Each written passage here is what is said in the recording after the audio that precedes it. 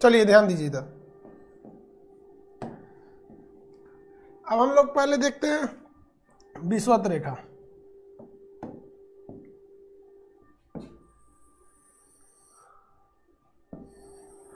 ये हमारी विषुवत रेखा।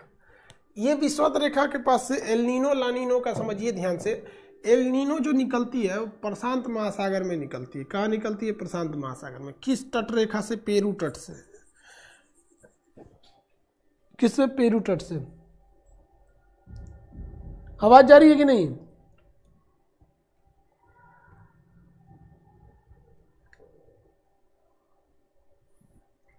देखो भाई, पॉलिटी का बैच जब खत्म होगा 20 तारीख से आपकी हिस्ट्री स्टार्ट हो जाएगी।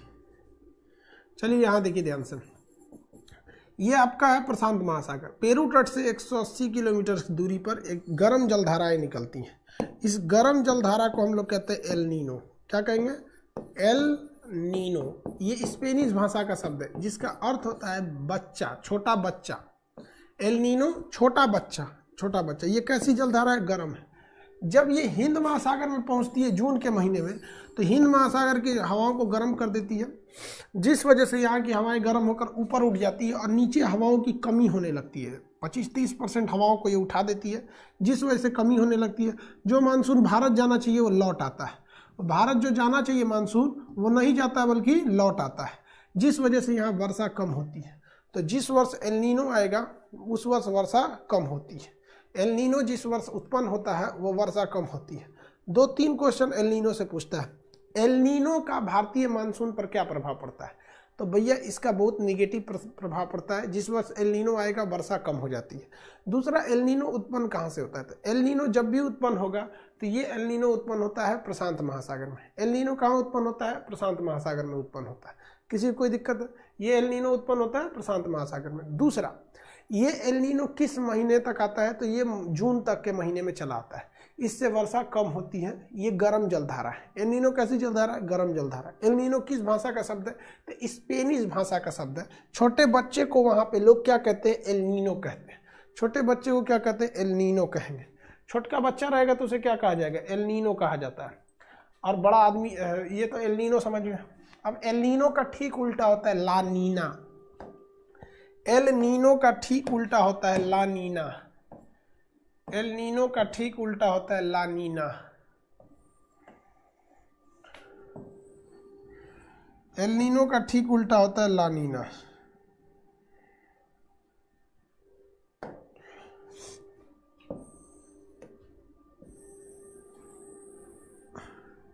ये भी वहीं से उत्पन्न होगा, इसमें उसमें कोई अंतर नहीं है। ये भी वहीं से उत्पन्न होता है प्रशांत महासागर में। ये भी सेम महीने में उत्पन्न होता है। अंतर बस ये है कि ये ठंडा होता है। ला नीना ठंडी जलधारा है। एल नीनो के बाद आती है ला नीना। ला नीना। एल नीना के बाद क्या आती है? ला नीना। ला नीना का अर्थ होता है छोटका बच्ची। एल नीनो बच्चा, ला नीना बच्ची। एल नीनो बच्चा बच्ची। तो इसमें क्या है? बच्चा बच्ची। क्या है भाई? बच्चा बच्ची। समझ में आ गया कि नहीं आ गया? कोरियोलिस बल क्या होता है? देखिए, ये कोरियोलिस बल के कारण उत्पन्न होते हैं। कोरियोलिस बल क्या होता है? देखिए, पृथ्वी जब घूमती है, कोई भी चीज़ अगर घूमता है तो एक झटका एहसास होता है। अब जैसे देखिए ना, हाथ ऐसे घुमाएंगे ना, रुक भी जाएंगे तो हथवा आगे चल जाएंगे। देखिए हम ऐसे ऐसे घूम रहे हैं, रुक गए, रुकने के बाद भी हथवा फेंका जाता है। इसी झटका बल को क्या कहते हैं? कोरियोलिस बल। पृथ्वी जब घूम रही होती है तो इसके घूमने के कारण एक झटका लगता है, जिसे हम क्या कहते हैं? कोरियोलिस बल। तो ये झटका जो लगेगा तो इसकी वजह से क्या होता है? यहाँ पर एक जलधारा उत्पन्न हो जाती है और ये चली जाती है। ये ठंडी जलधारा है। जब ये पहुँचती है यहाँ पर तो इसे क्या कर देती है? कोल्ड कर देती है, ठंडा कर देती है। ठंडा होने के कारण ये जो ऊपर की हवाएं होती हैं वो बैठने लगती हैं। ऊपर की हवाएं बैठने लगती हैं। और जून के महीने में जो मानसून इधर जा रहा होता है, तो जब ये भी बैठती हैं और ये जाइए रहा है और ये बैठवे करती है, ये जाइए रहा है, ये बैठिए रही है, ठंडा होने की वजह से बैठ रही है, ये जा रहा है, तो औरों चाप देती हैं, तो बाढ़ आ जाता है। क्या आ जाता है? बाढ़ आ जाता है। तो जब ये सोच रहा अब की बार डुबा दिया, पूरा बाढ़ आ जाएगा। तो भारत का जो किसान है भाई, वो फुल टू वर्षा पर निर्भर है। फुल टू वो किस पर निर्भर है? वर्षा पर निर्भर है। भारत का किसान फुल टू वर्षा पर निर्भर है। आगे अब समझिए ध्यान से। ला नीना अच्छा है कि एल नीनो अच्छा है? तो भैया कोई अच्छा नहीं है, दोनों, एगो सुखा के मारता है, एगो भीगा के मारता है। ये जब उत्पन्न होते हैं तो इन दोनों में 1 साल का डिफरेंस होता है। अब यहाँ आप फंस जाइएगा। देखिए, जब ला नीना आता है ना तो उसके अगले साल एल नीना आता है, जब ला नीना आता है तो उसके अगले साल एल नीना आता है। ला नीना जब आएगा तो उसके अगले साल एल नीना आएगा, और ला नीना और एल नीना जब आता है तो इसका मतलब ला नीना फर्स्ट में नहीं आएगा, पहले आता है एल नीनो। एक एल नीनो से अगले एल नीनो में या एक ला नीना से अगले ला नीनो में 4 साल का डिफरेंस रहता है। एक एल नीनो से अगले एल नीनो में कितने साल का डिफरेंस रहता है? 4 सालों का डिफरेंस रहता है। एक एल नीनो जब आएगा तो अगला एल नीनो में 4 साल का डिफरेंस, लेकिन जैसे एल नीनो आएगा उसके ठीक अगले साल ला नीना आएगा। अब आप बताइए ये किस भाषा का शब्द है? तो भैया स्पेनिश भाषा का शब्द है। एल नीनो का अर्थ होता है बच्चा, एल नीना का अर्थ होता है बच्ची, ला नीना का अर्थ होता है बच्ची। किस भाषा का शब्द है? स्पेनिश भाषा का शब्द है। इतना तक में तो आपको कोई प्रॉब्लम नहीं होगा। कि किसी को प्रॉब्लम है?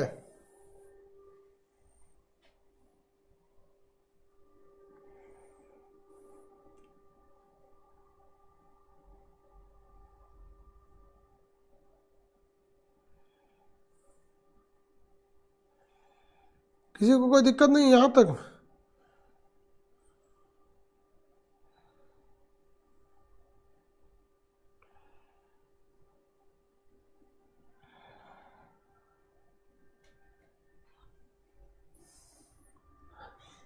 देखिए गैप क्यों होता है?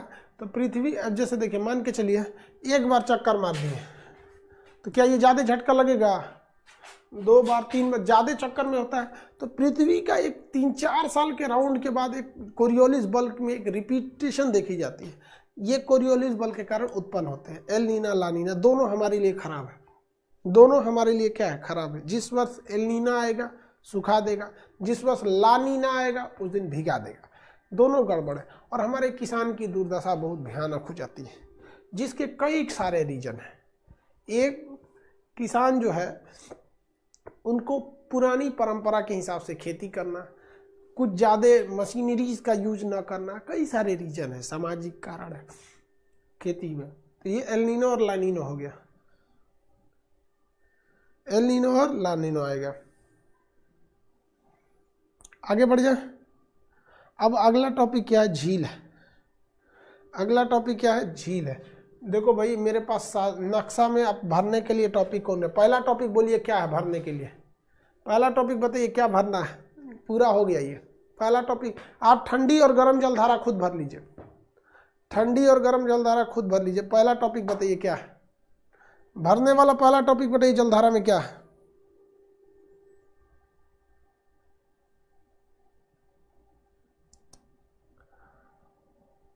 धारा।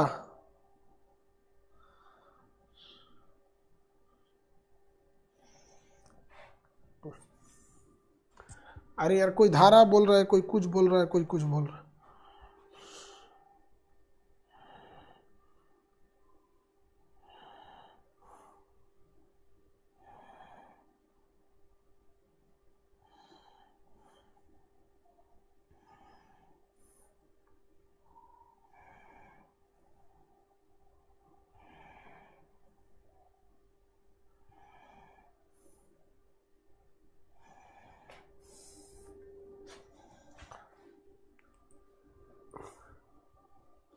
चलिए यहाँ थोड़ा सा आगे समझाते हैं आपको।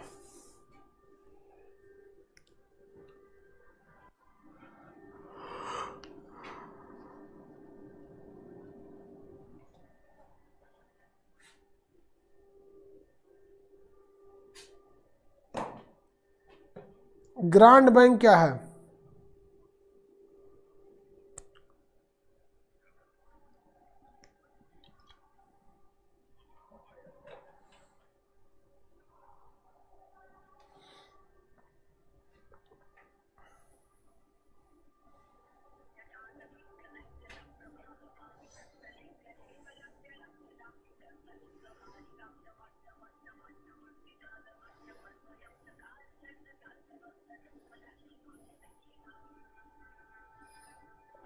लेक पढ़ाते हैं, लेक। नहीं भर, अभी मेरे पास है ही नहीं भरवाने वाला। आप लोग से पूछेंगे तो क्या क्या बोल देते हैं।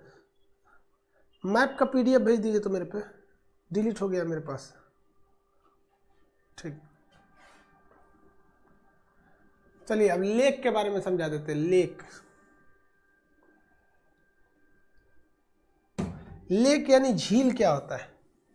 झील, अब जो झील समझा देंगे फिर सब भरवा देंगे एक ही साथ। झील, अब ग्रांड बैंक और डागर बैंक क्या है सब इसको देखिए। देखिए जहाँ दो जलधाराएं गर्म और ठंडी मिलती है ना, जैसे लिब्राडोर और या ऊपर से देखिए ये गल्फ स्ट्रीम और ऊपर से लिब्राडोर। लिब्राडोर जो जलधारा है ये ठंडी है, लिब्राडोर धारा ठंडी है और ये गर्म है। तो जहाँ गर्म और ठंडी जलधाराएं मिलती हैं वो एरिया मछली पकड़ने के लिए बहुत फेमस हो जाता है। और इस एरिया का नाम है डागर, ग्रांड बैंक। क्या नाम है? Grand bank. तो लिब्राडोर और गल्फ स्ट्रीम जहाँ मिलती है वहाँ मछली बहुत पकड़ा जाता है, तो इस एरिया का नाम है आपका ग्रांड बैंक। उसी तरह यहाँ पर इंग्लैंड के पास एक है डागर बैंक, डोवर बैंक। ये डोवर जल संधि के पास है डोवर्स बैंक, और ये है ग्रांड बैंक। ये मछली पकड़ने के लिए बहुत फेमस जगह है और इनका कोई अलग से कोई मतलब नहीं। मछली पकड़ने वाले विशेष स्थान है सब, वहाँ मत्स्य उद्योग ज़्यादा होता है। हमारे यहाँ मछली उतना कोई खाता नहीं है। बंगाल में बहुत फेमस है मछली वगैरह। इस एरिया में तो चिकन मटन फेमस है। अभी तो बर्ड फ्लू आ गया है, बच के भैया चिकन मटन वाले। ठीक है, चलिए अब हम लोग झील के बारे में समझते हैं। झील क्या है? एक ऐसा एरिया, एक ऐसा बड़ा जलीय क्षेत्र, बड़ा वाटर बॉडी जिसका मतलब पानी का जो सोर्स हो वो वर्षा पर न निर्भर हो। जैसे गांव में भी झील होती है लेकिन वो पानी के लिए किस पर डिपेंड रहते हैं? वर्षा के जल पर। बारिश होगा तो लबालब, और सुखाड़ में तो भैंस घुस के खोजती है, पानी नहीं है, नहाना था हमको, पानी खत्म, ऐसे होता है वहाँ पे। लेकिन झील में ये सिस्टम नहीं होता। झील का जो पानी होता है, बारिश होगा तो कोई दिक्कत है नहीं, उस बारिश पे डिपेंड नहीं रहता। वो पानी, उसका सोर्स कहाँ रहता है? नीचे से, पानी के वाटर लेवल से रहता है, नीचे से लेवल से रहता है, वो वाटर लेवल से रहता है। जैसे हमारे नल का पानी वाटर लेवल में रहता है। समझ में आ गया कि नहीं? सोचो मेरा ये दहिना अखिया फड़क रहा है, अच्छा होता है कि खराब है? दहिना अखिया फड़कना अच्छा है कि खराब है जी? इसको कोई, किसी को पता है अच्छा होता है कि खराब होता है? बताइए तो भाई, दहिना आँख फड़कना अच्छा है खराब है? खराब होता है। अरे यार, कुछ खराब कर रहा है, कोई अच्छा कर रहा है। सोच रहा है ये सब कोई अच्छा नहीं पता है। गूगला से पूछते हैं, गूगल से, गूगला बताएगा। दाहिनी आंख का फड़कना अच्छा है कि खराब?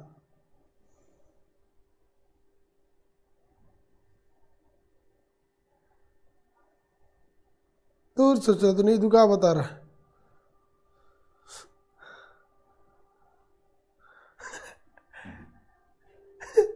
चल देखिए ध्यान से। तो झील तो ये तो समझ में आ गया। आपके गांव का जो पानी है वो झील नहीं है, बहुत बड़ा एरिया रहना चाहिए और उसका वाटर लेवल नीचे से कनेक्शन रहना चाहिए, उसे क्या कहते हैं? झील।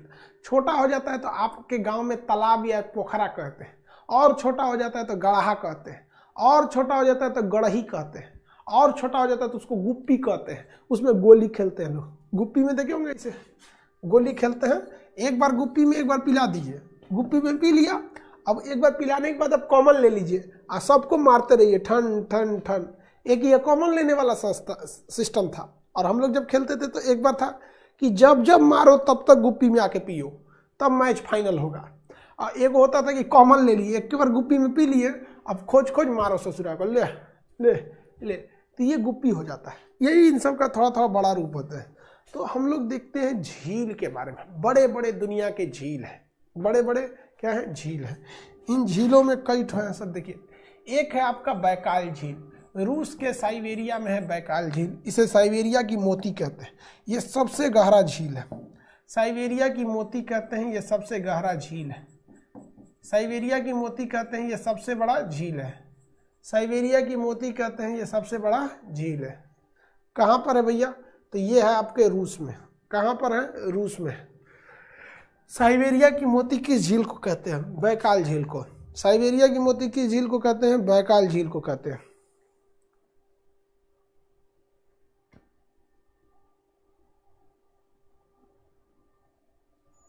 बैकाल झील को कहते हैं। ये क्वेश्चन पूछा हुआ है, ये क्वेश्चन पूछा हुआ है, साइबेरिया की मोती किसे कहते हैं? बैकाल झील को कहते हैं। साइबेरिया की मोती बैकाल झील को कहते हैं। साइबेरिया में पूरी तरह से, अब मोती क्यों कहते हैं भैया? पूरी तरफ से बर्फ जमा रहता है। एक बात बताइए, पूरी तरह से बर्फ जमा है तो वाइट वाइट जगह दिखती है, और उसमें पानी रहेगा तो पानी नीला दिखेगा, हल्का सा पानी अलग कलर का दिखेगा तो मोती टाइप का नहीं लगेगा, पूरा बर्फ वहाँ ब्लू कलर की पानी, बहुत साइबेरिया की मोती कहा जाता है। ये रूस का ये भाग क्या कहलाता है? साइबेरिया। इतनी बड़ा एरिया है और आबादी इतनी कम है कि यहाँ ज़्यादा बच्चा पैदा करने पर ना इनाम दिया जाता है कि वाह वाह वाह वाह, ज़्यादा बच्चा हो गया, इसका इनाम हो गया। और अरे यार, ये सब को पता ही नहीं है कि इंडिया में आओ और यहाँ से 2-4 ठो को लेके जाओ। हमारे यहाँ एक से एक है सब धुरंधर, मत पूछिए, जिसका कोई हद नहीं। अरे यार, एक एक को 16-16 को लड़का है, सब 17-17 को। हमको ये समझ में नहीं आता नाम कैसे याद रखता होगा यार। आगे देखो, यहां से लेके जाना चाहिए, यहां से लेके जाओ, एक से एक क्रांतिकारी हैं। यहाँ के बेरोजगार सबको ये बात पता नहीं है। अगर जहां भारत के बेरोजगारों को पता चल गया कि वहां इनाम मिलता है ज्यादा बच्चे पैदा करने पे, सब चल जाएगा, सब पासपोर्ट ले लेके जा ससुराल, ले आ साइबेरिया को भर देगा सब एकदम। इतना ना साइबेरिया में जनसंख्या हो जाएगा, साइबेरिया धंस जाएगा, इसे उठ जाएगा। यहाँ पे भारत का बहुत क्रांतिकारी होता है सर, ये सबको काम धंधा नहीं रहता है। जनसंख्या भारत में इतनी तेजी से बढ़ रही है जिसका कोई हद नहीं। जनसंख्या बहुत तेजी से बढ़ रहा है भारत का। धंस मत जाए भारत किसी दिन। हमको तो लग रहा है भारत माँ कहेगी कितना बोझ उठाएंगे, धंस जाएंगे। उत्तर प्रदेश की जनसंख्या भाई साहब, दुनिया में 4 देश लोग जो टक्कर लेते हैं, लोग रूस टक्कर ले सकता है, चाइना ले सकता है, पाकिस्तान ले सकता है, अमेरिका ले सकता है, और है किसी में टक्कर? बोलो कोई टक्कर लेने वाला? हमारे यहाँ के राज्य, और कहते लोग राज्य पीछे। अरे भाई साहब, ये भी तो क्रांतिकारी वाला चीज होता है। हमारे देश में अगर किसी की शादी मार्च से पहले हो गई, यानी जनवरी फरवरी या मार्च में हो गई, मार्च से पहले हो गई, तो कंफर्म उसी साल में एक बच्चा हटा देगा वो। कभी कभी तो इतना जल्दी हटा देता है कि डाउट होने लगता है कि सचुरा ये इसी का है कि पहले से कहीं गड़बड़ है। चलो देख आगे देखिए, तो ये हो गया साइबेरिया। रूस का ये वाला एरिया क्या होता है? साइबेरिया। साइबेरिया की मोती हम किसे कहते हैं? बैकाल झील को। ये दुनिया की सबसे गहरी झील है। दुनिया की सबसे गहरी झील कौन सी झील है? बैकाल झील होती है। अब आगे देखिए, इसके अलावा एक झील आपको याद रखना है, कैस्पियन सागर। एशिया का नक्शा खोल देते हैं। कैस्पियन सागर,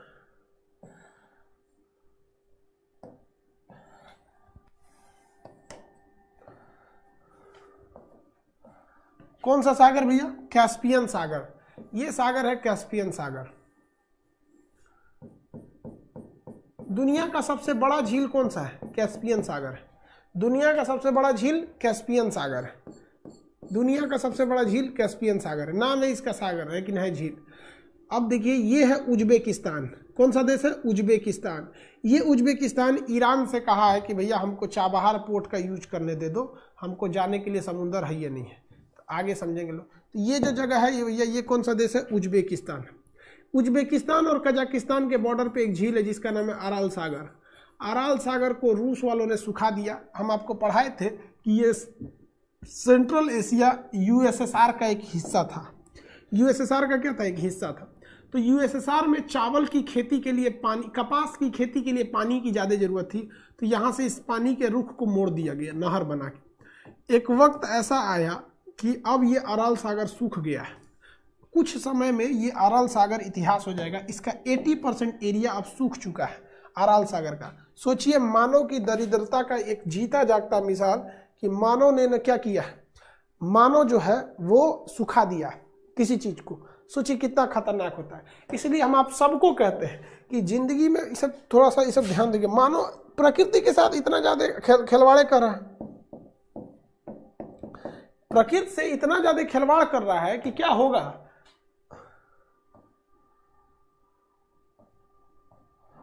सोचो, सूख गया अराल सागर।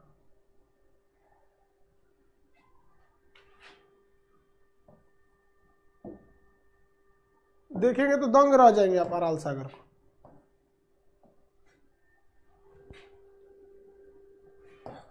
कोई ऐसा इमेज दिखाते हैं आपको।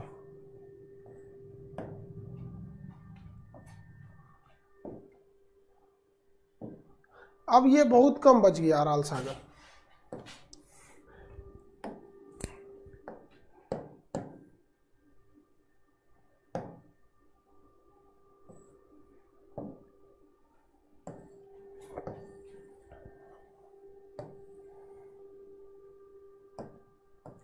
देखिए ये अराल सागर में एक जहाज चलते थे पहले, अभी ये जहाजों को धूल रेत निकल रही है। ये जो सबूत है कि मानव ने कितना दरिद्रता दिखा दिया, प्रकृति से इतनी दरिद्रता दिखाई मानव ने समुंदर सुखा गया।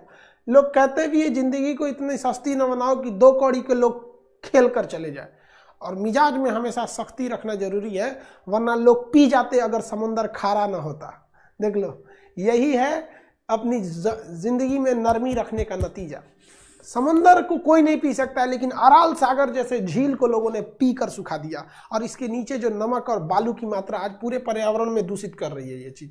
तो क्या मानव को कहिएगा आप? अराल सागर का अगर इमेज देखिएगा तो ये हम 1990 और 2020 की इमेज की तुलना कर रहे हैं। आप खुद ही देख लीजिए क्या मानव ने क्या कांड किया। ये इतना बड़ा एरिया में पानी है, ये पूरे एरिया में, और अभी आप इसमें देखेंगे तो ये थोड़ा सा पानी है। ये देखो थोड़ा थोड़ा छिटपुट जहां तहां बच गया है। सोचिए यार, इतनी सा पानी बच गया है, कहां ये पूरा पानी और कहां वो इतना। मतलब यार इसका 90% सुखा दिया सब। मतलब अब केवल ये 10% बच गया है अराल सागर को। अपने आखिरी चरण में चल रही अराल सागर। उज्बेकिस्तान और कजाकिस्तान की बॉर्डर पे है अराल सागर। उज्बेकिस्तान और कजाकिस्तान के बॉर्डर पे है आपका अराल सागर।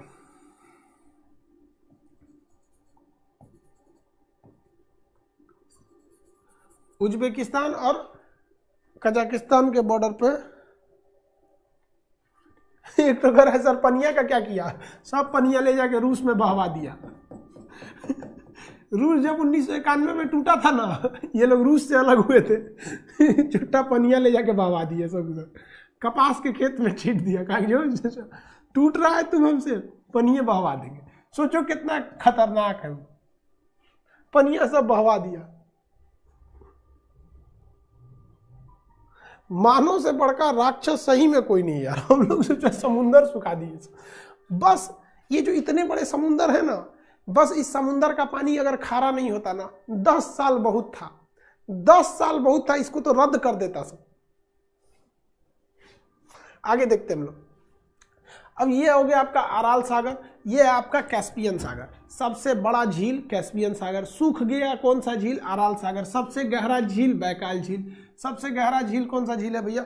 बैकाल झील है। सबसे गहरा झील बैकाल झील। अब थोड़ा सा टर्किश एरिया में देखते हैं, तुर्की में। टर्किश एरिया को देखते हैं हम लोग। यूरोप में थोड़ा सा एंट्री मार्केट, टर्की में।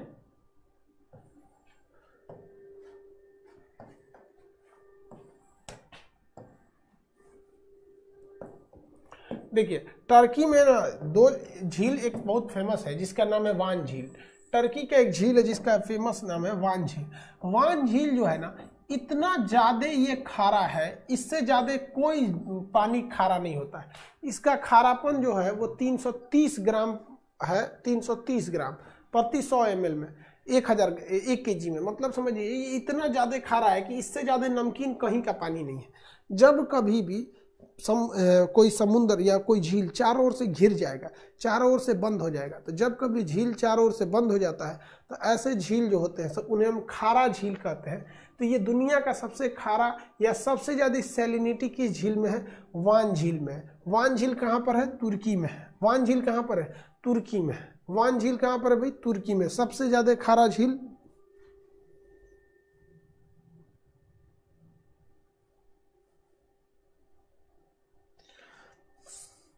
एक कर रहा है कि सर इसका मतलब हमको भी डाउट हो रहा है कि चाइना में भी कोई ना कोई सागर होगा, चाइना उसको पी गया होगा। कोई ठीक नहीं, वो कुछ भी कर लेता है सब। यार अजीब अजीब चीज खाता है सब यार। मगरमच्छ खा जाता है। अब यहाँ देखिए, ये है जॉर्डन, ये है आपका इजराइल। इजराइल और जॉर्डन के सीमा पर एक देश है जिसका नाम, एक जगह है जिसका नाम झील है, उसका नाम क्या है? इजराइल और जॉर्डन की सीमा पर बताइए, एक झील है, हम ये झील पढ़ा दिए आपको, इस झील का नाम बताइए। और ये बड़ा कंट्रोवर्शियल झील है, इस झील का नाम बताइए। इस झील का नाम है मृत सागर। कैस्पियन सागर कई देशों के सीमा पे भैया, ईरान है, तुर्कमेनिस्तान है, उज्बेकिस्तान तो नहीं है, कजाकिस्तान है, अजरबैजान है, ये सब देश है सब वहाँ पे, रूस है, कई देशों के सीमा पर मृत सागर है। देखिए इसका जो खारापन है वो 330 है। कितना है? 330, जबकि इसका खारापन 240 है। तो भैया ये तो कम खारा है और ये ज़्यादा खारा है।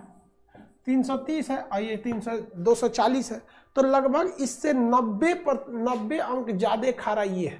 ये 330 है और ये 240 है, ये कम खारा है। लेकिन बावजूद इसमें कोई भी जीव जंतु नहीं पाए जाते, कोई मछली नहीं मिलेगी, कोई जलीय जीव इसमें नहीं मिलता है। इसे मृत सागर कहते हैं, डेड सी, मरा हुआ सागर। जिसका रीजन क्या है समझिए। रीजन ये है कि इसकी जो डेंसिटी है, ये डेंसिटी बहुत ही ज़्यादा है।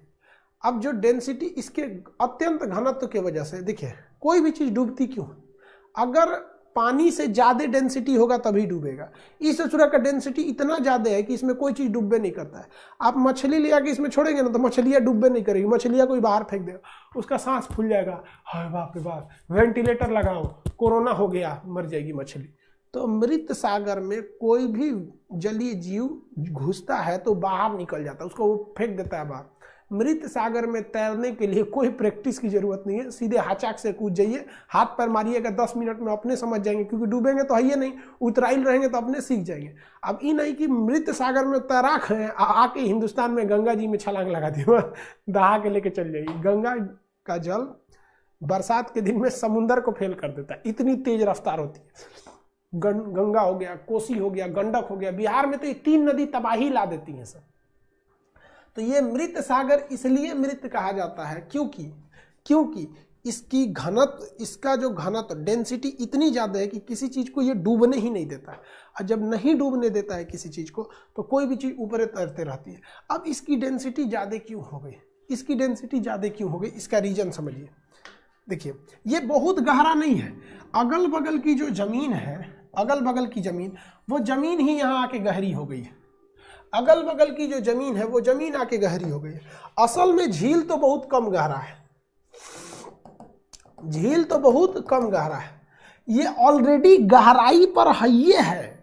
ये झील ज़्यादा गहरा नहीं है, ये झील ज़्यादा गहरा नहीं है, ये ऑलरेडी गहराई पर स्थित है। इसलिए जितना भी यहाँ से धूल धक्कड़ कण वगैरह आते हैं सब इसी में गिर जाते हैं, जिस वजह से इसका घनत्व तो क्या हो जाता है, बढ़ जाता है। अगर कोई चीज़ किसी पानी में घुल जाएगा तो घनत्व को बढ़ा देगा। जैसे चीनी घोलिएगा तो पानी गाढ़ा हो जाएगा, नमक घोलिएगा तो गाढ़ा हो जाएगा। तो यहाँ से धूल धक्कड़ ऐसे घुलनशील चीज़ आके इसमें घुलते रहते हैं, आकर इसमें घुलते रहते हैं, जिस वजह से ये गाढ़ा हो जाता है। अब आपसे एक क्वेश्चन पूछेगा कि दुनिया में सबसे गहराई पर स्थित कौन है, तो मृत सागर होगा।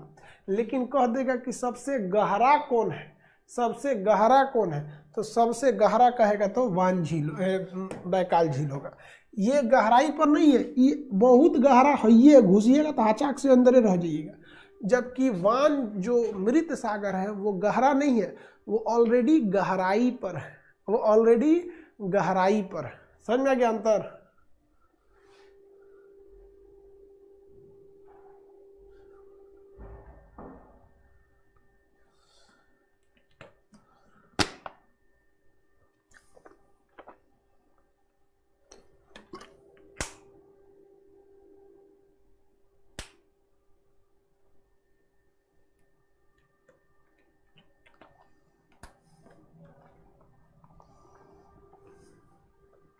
आगे देखिए,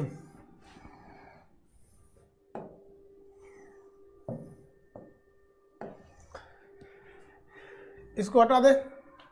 आंसर समझ में आ रहा है आप लोग को? अब थोड़ा सा दूसरे दुनिया में चलते हैं, थोड़ी दूसरी दुनिया में सैर करके आते हैं लोग, झीलों के बारे में। अगर मटेरियल आ गया होगा तो आपको भरवा भी देंगे।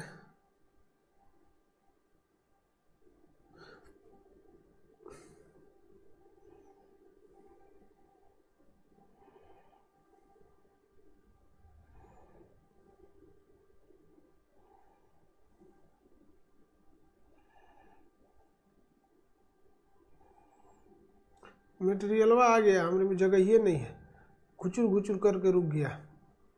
ये झील समझ में आ गया? आधी झील तो बता दिए, आधी झील बताए ना। कौन सा झील है जो सूख गया? अरल सागर पूरी तरह से सूख गया। चलिए अब नक्शा खोलिए, भरवा देते हैं थोड़ा सा। आ गया मटेरियल मेरे पास, भरवा देते हैं हम। डेंसिटी वाल झील का नहीं ज्यादा, डेंसिटी ज्यादा थोड़ी है यार, वो खारापन ज्यादा है।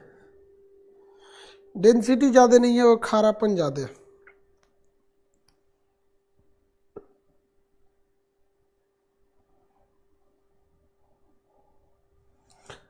डेंसिटी 330 थोड़ी, वो तो खारापन है। नक्शा खोलिए, क्या भरवाना था बताइए।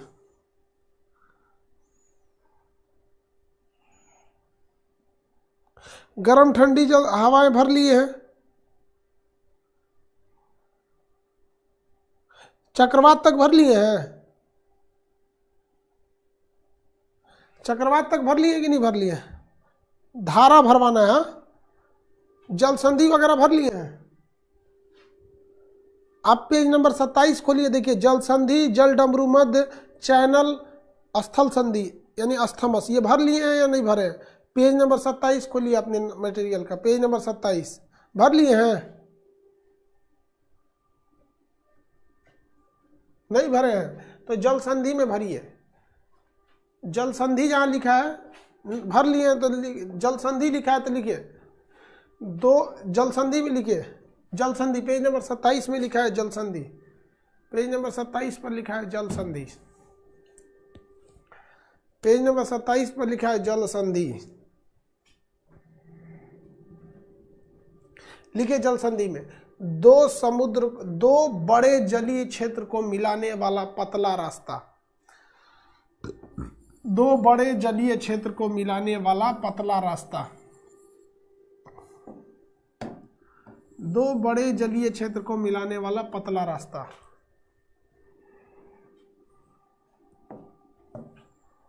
दो बड़े जलीय क्षेत्र को मिलाने वाला पतला रास्ता।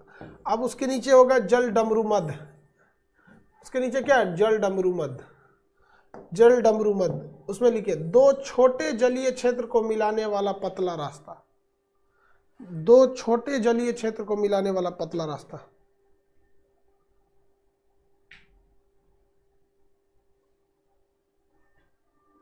ये जल संधि है और ये जल डमरू है, छोटे छोटे जलीय क्षेत्र को मिला है। चैनल लिखिए, चैनल, चैनल दो जलीय क्षेत्र को मिलाने वाला चौड़ा रास्ता,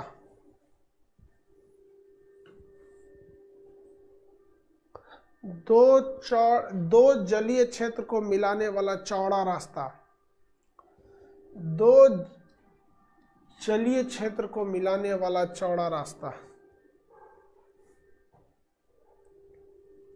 चौड़ा रास्ता, चौड़ा होना चाहिए। उसके नीचे होगा स्थल संधि अस्थमस, स्थल संधि अस्थमस। लिखिए दो भूमि को मिलाने वाला पतली भूमि, दो भूमि को मिलाने वाली पतली भूमि। सर भूकंप क्यों आते हैं? एप्लीकेशन पे पढ़ा दिए हैं भूकंप का टॉपिक, यूट्यूब पर भी पढ़ा दिए हैं, आपको जहां मन वहां जाके देख लीजिए। दो भूमि को मिलाने वाली पतली भूमि।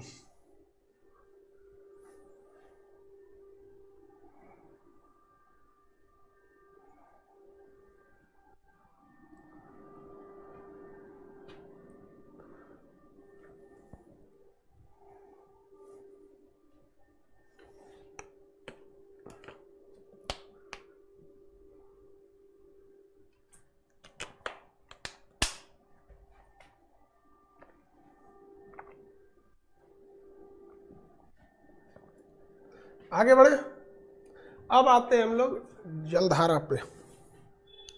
चैनल वगैरह हो गया। अब आइए प्रवाह या जल ड्रिफ्ट पे। प्रवाह या ड्रिफ्ट पे लिखिए प्रवाह या ड्रिफ्ट, लिखिए इसकी गति सबसे धीमी होती है। इसकी गति सबसे धीमी होती है, पेज नंबर 29 पे है, प्रवाह या ड्रिफ्ट सबसे धीमी गति से होती है, इसकी गति सबसे धीमी होती है।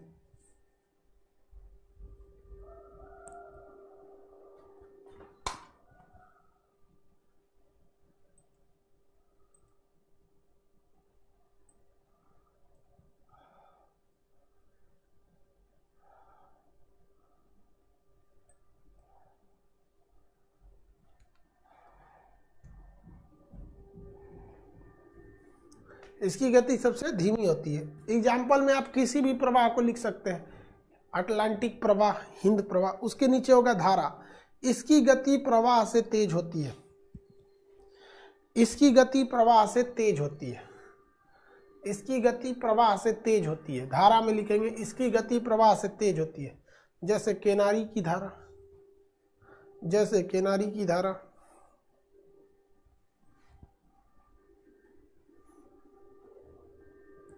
केनारी की धारा,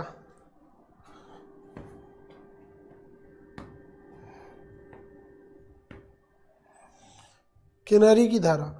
तीसरा लिखेगा स्ट्रीम, महाधारा। लिखिए ये दो धाराओं से मिलकर बनती है, यह दो धाराओं से मिलकर बनती है, यह दो धाराओं से मिलकर बनती है, यह दो धाराओं से मिलकर बनती है, यह दो धाराओं से मिलकर बनती है।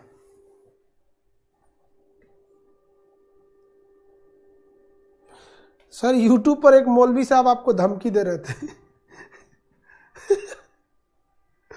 देखो भाई साहब एक बात बताते हैं, जो राजनीति को बहुत प्रेम करते होंगे या जो मतलब धार्मिक चीजों में ज्यादा रहते होंगे, दे डोंट लाइक मी, वो हमको कभी पसंद नहीं करें। बिकॉज यार हम किसी का हम 100% फेवर नहीं करते, नहीं 100% किसी का विरोध करते। जो सही है सही है, जो गलत है गलत है। अब भैया किसी को अपना दिक्कत हो ही जाता है। धमकी दे रहा हमको, यार हम धमकी, हमारे ऊपर बम चलल है यार, तो धमकी की बात करता है। चलिए, प्रवाह की गति क्या होती है? सबसे तेज होती है।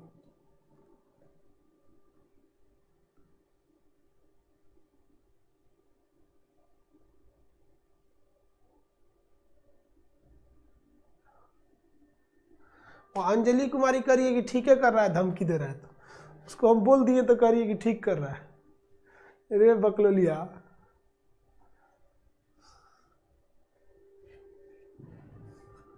चलिए आगे देखते हैं हम लोग। ये हो गया। अब उसके बाद आप गर्म और ठंडी जलधाराएं भर लिए होंगे। गर्म और ठंडी जलधारा भर लिए ना, उसके नीचे लिखा है मत्स्य उद्योग लिख दिया। अब आपको खुद भरना है गर्म कौन है ठंडी कौन है। गर्म ठंडी एल नीनो, आइए पेज नंबर 30 पर।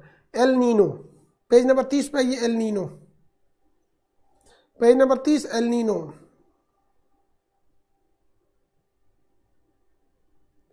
Page number 30, El Nino.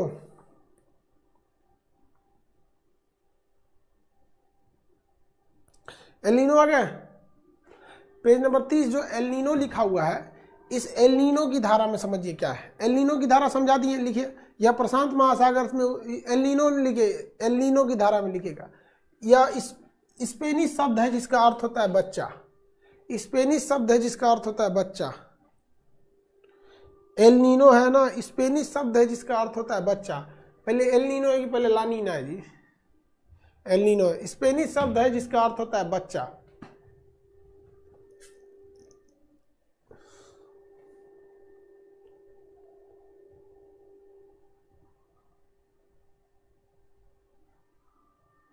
जिसका अर्थ होता है बच्चा। लिखिए ये प्रशांत महासागर में उत्पन्न होती है, प्रशांत महासागर में उत्पन्न होती है, प्रशांत महासागर में उत्पन्न होती है,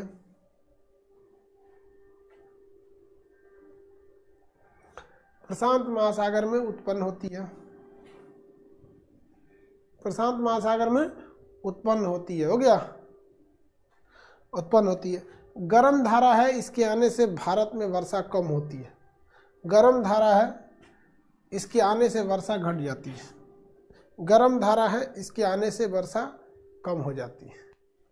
गर्म धारा है, इसके आने से वर्षा कम हो जाती है।